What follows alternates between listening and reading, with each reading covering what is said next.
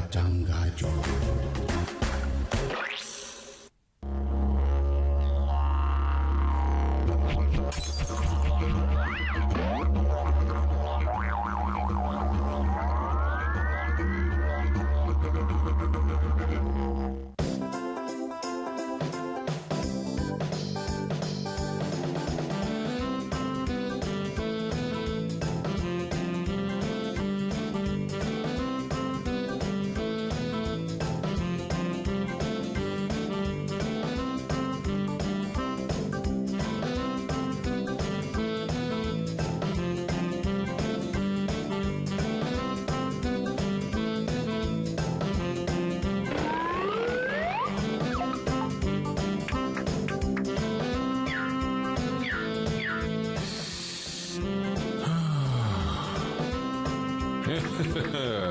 Pagi-pagi macam ni memang bagus untuk pergi berjoging.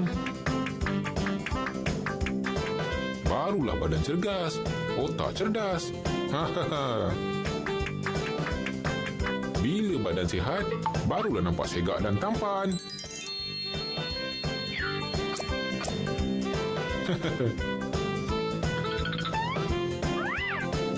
Hai Ali. Wah, awal betul bangun pagi ni. Kau nak pergi jogging ya? Ni. Aku nak pergi jogging ni. Kau nak ikut sekali ke ni? Boleh ke? Boleh. Apa salahnya? Jomlah. Seronoknya. Kejap ya Ali. Aku nak pergi bersiap. Yelah. Pergi cepat.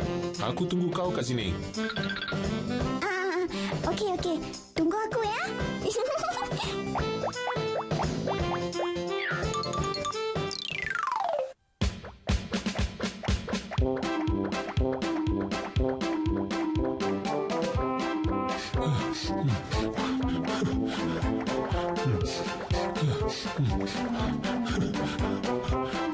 Wah, Ali, bersemangatnya kau berjoging.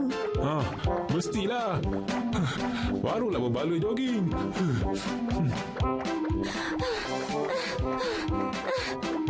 Kalau ya pun, senyumlah sikit. Macam ni boleh. Lawaklah kau ni Ali.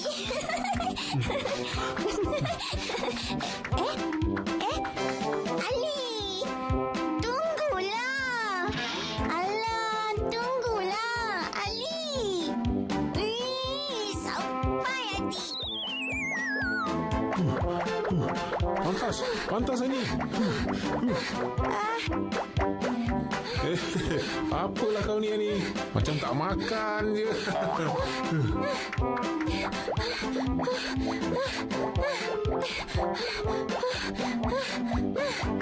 Cepatlah kura-kura.